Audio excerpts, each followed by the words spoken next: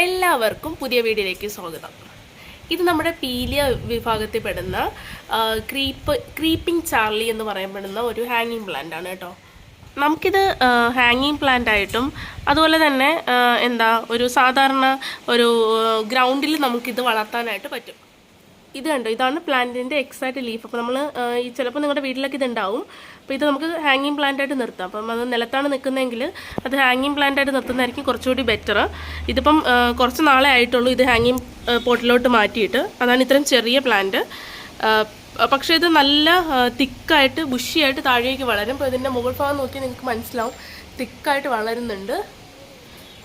ഇത് ഞാൻ നിലത്ത് നിന്ന് പോട്ടിലേക്ക് കുറച്ച് കട്ടിങ്സ് കൊണ്ടുവച്ചിട്ട് അതിനെ വളർത്തിയെടുത്തതാണ്. അപ്പോൾ ആദ്യമൊക്കെ ഇത് കട്ടിങ്സ് ഒന്ന് വളർന്നു വരാൻ കുറച്ച് ടൈം എടുക്കുമായിരുന്നു. പക്ഷേ പിന്നെ കുറച്ചുകൂടി വളർന്ന് കിട്ടിക്കഴിഞ്ഞാൽ കുറച്ചുകൂടി ഫാസ്റ്റായിട്ട് ഇത് പ്രൊപ്പഗേറ്റ് ചെയ്യാനും നല്ല എളുപ്പമാണ്. കാരണം ഇതിന്ന് ഒരു ചെറിയൊരു പോർഷൻ എടുത്തിട്ട് നമുക്ക് ഇതുപോലെ അതിനകത്ത് കുത്തി നിർത്തി കൊടുത്തു കഴിഞ്ഞാൽ ഇതുപോലെ അടുത്ത പ്ലാന്റ്സ് ഇങ്ങനെ വളർന്ന് താഴേക്ക് വരും. നമുക്ക് മണി പ്ലാന്റൊക്കെ നിർത്തുന്ന പോലെ തന്നെ ഒരു ഹാങ്ങിങ് പ്ലാന്റായിട്ട് നിർത്താനായിട്ട് പറ്റും. അതുമല്ലാണ്ട് നമുക്കിത് ബുഷായിട്ട് ചെറിയ പോട്ടിൽ കട്ട് ചെയ്ത് വേണമെങ്കിലും ഇതിനെ നിർത്താനായിട്ട് പറ്റും. ഗ്രൗണ്ടിലൊക്കെ ആണെങ്കിൽ ഒരു റണ്ണിങ് പ്ലാന്റായിട്ട് നമുക്കിങ്ങനെ നിർത്താനായിട്ട് പറ്റും. പക്ഷേ ഇത് ഒരുപാട് അങ്ങ് പടർന്നു പോവും. അതിനാൽ കൺട്രോൾ ചെയ്ത് നിർത്തുന്ന സ്ഥലങ്ങളിൽ എവിടെയെങ്കിലും നിർത്തുന്നതായിരിക്കും ബെറ്റർ. സമ്മർ ടൈമിൽ കുറച്ച് വെള്ളമൊക്കെ കൊടുത്തു കഴിഞ്ഞാൽ നന്നായിട്ട് സർവൈവ് ചെയ്യുന്ന പ്ലാന്റാണ്. പക്ഷേ ഈ മഴ സമയത്ത് ഒരു കാരണവശാലും വെള്ളം കെട്ടി നിൽക്കാൻ പാടില്ല. എങ്കിൽ ഉറപ്പായിട്ട് ഇതിൻ്റെ വേരുകൾ ചീഞ്ഞു പോവുകയും ചെയ്യും, പ്ലാന്റ് ചീഞ്ഞു പോവുകയും ചെയ്യും. അപ്പം അതുകൊണ്ട് വെള്ളം കെട്ടി നിൽക്കുന്നില്ല എന്നുള്ളത് മാത്രം ഉറപ്പുവരുത്തണം. ഈ ലീഫ് കണ്ട് മാത്രമേ നമുക്ക് ഈ പ്ലാന്റിനെ ഐഡൻറ്റിഫൈ ചെയ്യാനായിട്ട് പറ്റുള്ളൂ. അല്ലാണ്ട് ഈ പ്ലാന്റിൻ്റെ ലീഫിന് പ്രത്യേക മണങ്ങളോ ഒന്നും തന്നെ ഇല്ല. പിന്നെ നിങ്ങൾക്ക് ഇതുപോലെയുള്ള പ്ലാന്റ്സ് നിർത്തിയിരിക്കുമ്പോൾ നമുക്കറിയാമല്ലോ കുറച്ചുകൂടി സോയിൽ അതിലുണ്ടാവും. അപ്പോൾ ആ ഒരു ഏരിയയിൽ നമുക്കിങ്ങനെ പടർത്തി വിട്ട് കഴിഞ്ഞാൽ അതൊരു നല്ല ഭംഗി ഉണ്ടാവും കാണാനായിട്ട്. ഞാൻ ഈ ഗ്രൗണ്ടിൽ വിടുന്നതിന് പകരം ഈ ചെടിച്ചട്ടിക്കകത്ത് ഇങ്ങനെ ഇത് പടർത്തി വിട്ടിട്ടുണ്ട്.